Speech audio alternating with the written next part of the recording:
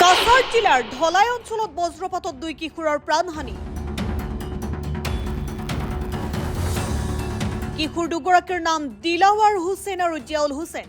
আন 2জন কিশোৰ আহত হয়। আহত 2জন হৈছে নেকিবুল হুছেইন আৰু ফাৰুক আহমেদ। তেওঁলোক শিলচৰ চিকিৎসা মহাবিদ্যালয়ত চিকিৎসাধীন হৈ আছে। জানিব পৰা মতে বৃহস্পতিবাৰে বিয়লি খেলপথাৰত খেলি থকাৰ সময়তে বজ্ৰ পৰি সংঘটিত হয় এই শোকাবহ ঘটনা।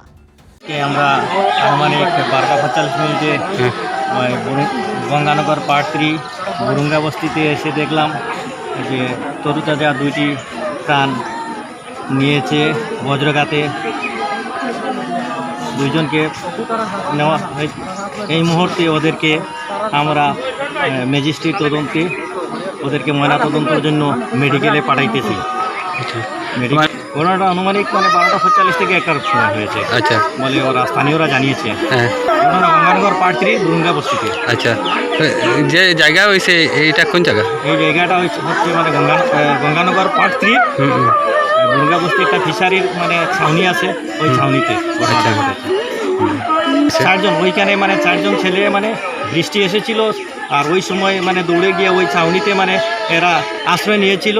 আশ্রয় নেওয়ার পরে হঠাৎ ঝড় এসেছে, ঝড়ের সঙ্গে এই বজ্রপাত এসে ওদেরকে 2জনকে একদম স্পটে মৃত হয়েছে আর 2জন আহত হয়েছেন। আহত 2জনকে মেডিকেলে পাঠানো হয়েছে। 12:30 পৌনে 1টার সময় আর কি বাচ্চাগুলো ওই সিডোর মধ্যে আসিল, ওই চালাগড়ের মধ্যে আসিল। তারপরে এটা তো আকস্মিক দুর্ঘটনা, প্রাকৃতিক দুর্যোগ।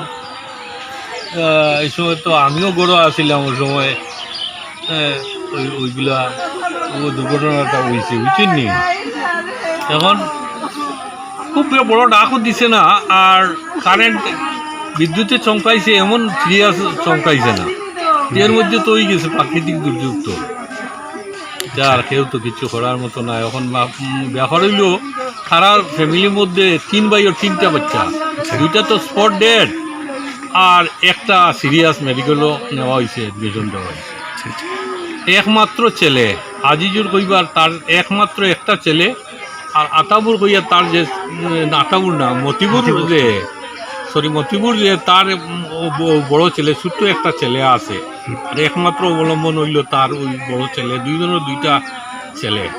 বাচ্চাগুলা কচি কচি আন্ডার এজের বাচ্চা, এমনি বড়ই গেছে ফিজিক্যালি। এখনও আমার মনে হন না সবটার 18, একটার মধ্যে 18 হয়েছে তারা, কিন্তু একটার বয়স আরো কম আছে, 15-16 বছর। তো আছে দাবি কিতা এখন তো মতিপুর যে একদম অসহায় মানুষ, হ্যান্ডিক্যাপ। আর আজিজুর যে অটো চালাইয়া জীবিকা নির্বাহ করে।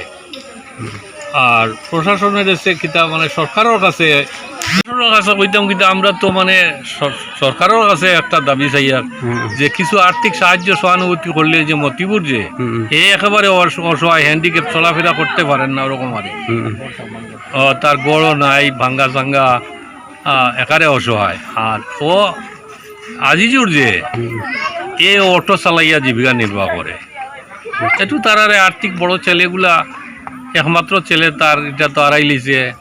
আর মতিপুরেও তার একমাত্র ছেলে, হয়তো ছেলেটা বড়র একটু রুজি রোজগার করিয়া তারে ফ্যামিলির সাহায্য সহানুভূতি করতো, কিন্তু নাই, এটা তো তার প্রাকৃতিক দুর্যোগে তার শেষ হয়ে গেছে। ও তারা অসহায়, তারারে একটু আর্থিক সাহায্য দিলে ভালো। নিউজ ডেস্ক রিপোর্ট, অসম টাইম।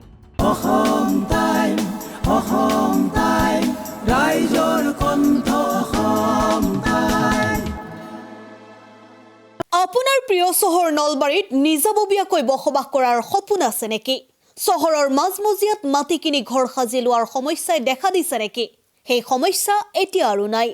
চহৰৰ মাজমজিয়াত মাটি নিকিনাকৈ নিজে ঘৰ নসজোৱাকৈ এটা বিলাসী ঘৰৰ গৰাকী হ'ব পাৰিব আপুনি। নলবাৰীত প্ৰথমবাৰৰ বাবে সেই সুবিধা আহিছে। নলবাৰীত প্ৰথমটো ৰেৰাৰ দ্বাৰা অনুমোদিত আটকধুনীয়া এপাৰ্টমেণ্ট এতিয়া চহৰৰ গোপাল বজাৰত নিৰ্মাণ হৈ উঠিছে। আটকধুনীয়া আহল বহল এপাৰ্টমেণ্ট তীৰ্থদ্বীপ এনক্লেভ।